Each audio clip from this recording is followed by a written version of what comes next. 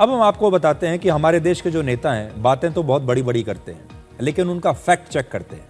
आपको आज ये दिखाएंगे कि हमारे देश में अखिलेश यादव जैसे नेता जो अलग से मुस्लिम आरक्षण की मांग करते हैं, इस बार भी उन्होंने कहा कि मुस्लिम महिलाओं को अलग से आरक्षण मिलना चाहिए, और उसके जवाब में अमित शाह ने, गृह मंत्री ने यह कहा कि आप जब अपने उम्मीदवार चुनेंगे तो हम आपको रोक नहीं सकते, आप अपनी सारी टिकटें मुस्लिम उम्मीदवारों को दे देना, आपको कौन रोक रहा है। लेकिन आज हम ये फैक्ट चेक करते हैं कि मुसलमानों की बात करने वाले ये नेता चुनावों में असल में कितने मुसलमानों को टिकट देते हैं। ये अपने आप को सबसे बड़ा मुस्लिम नेता मानते हैं, मुसलमानों का शुभचिंतक मानते हैं, और मुसलमान भी इन्हें अपना शुभचिंतक मानते हैं। अब जरा आंकड़े देखिए।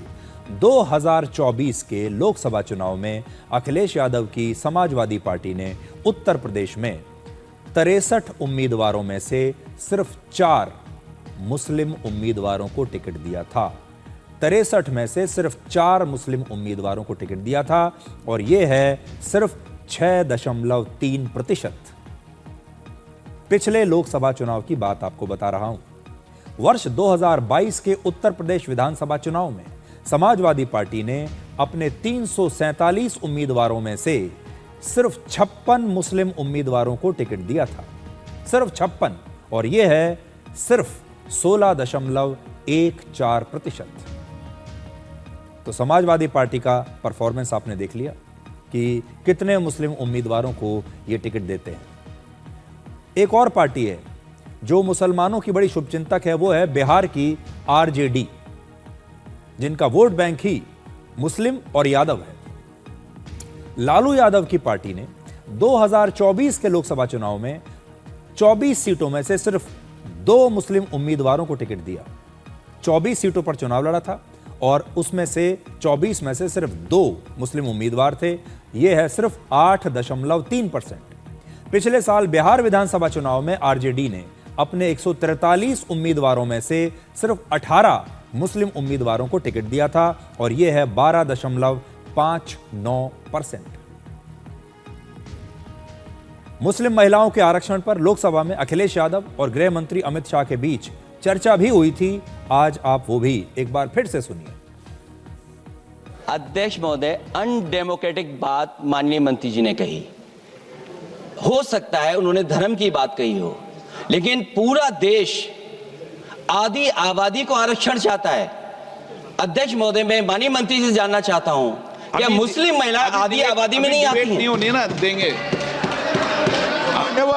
समाजवादी पार्टी सारी टिकटें मुस्लिम महिलाओं को दे दे, हमें कहां आपत्ति है, हमें कोई आपत्ति नहीं है। तो आप देखिए, आज जो मैं आपको बात बताने वाला हूं, ये सारे नेता मुसलमानों के लिए अलग से आरक्षण की मांग करते हैं, मुस्लिम महिलाओं के लिए अलग से आरक्षण की मांग करते हैं, लेकिन जब अपनी पार्टी की बात आती है तो आप देखिए कि ये अपनी पार्टी में कितने कम मुस्लिम उम्मीदवारों को टिकट देते हैं। तो दूसरों की बात करने से पहले इन्हें सबसे पहले अपनी पार्टी में मुसलमानों का आरक्षण तय करना चाहिए। इन्हें दुनिया को ये बताना चाहिए कि चलिए सरकार करे या ना करे, दूसरी पार्टियां करे या ना करें, हम अपनी पार्टी में मुसलमानों के लिए इतने % आरक्षण तय कर रहे हैं।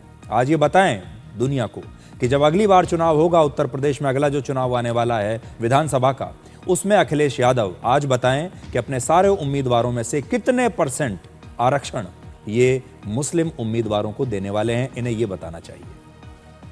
और धीरे धीरे एक एक करके रिएक्शंस आ रहे हैं। देखिए, तमिलनाडु के जो मुख्यमंत्री हैं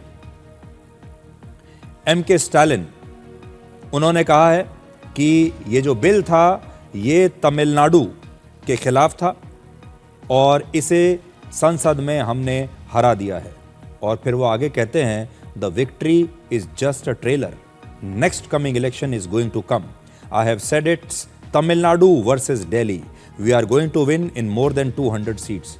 तो तमिलनाडु में जैसा कि आप जानते हैं विधानसभा चुनाव है, लेकिन M.K. स्टालिन कह रहे हैं कि ये जो बिल आने वाला था और जो ये सीटों की संख्या बढ़ाने की बात हो रही थी, उसे वो कहते हैं कि ये तमिलनाडु के खिलाफ एक षड्यंत्र था दिल्ली का, और हमने इसे हरा दिया।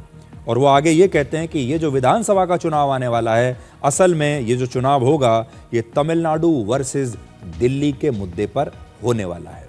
तो अब आप सोच सकते हैं कि दक्षिण भारत के नेताओं ने और उत्तर भारत के भी इन विपक्षी नेताओं ने कैसे इस पूरे बिल को लेकर एक गलतफहमी पैदा की है, अपने समर्थकों को, देश के लोगों को कैसे ये बहका रहे हैं और इस बिल को तोड़ मरोड़ कर उनके सामने पेश कर रहे हैं।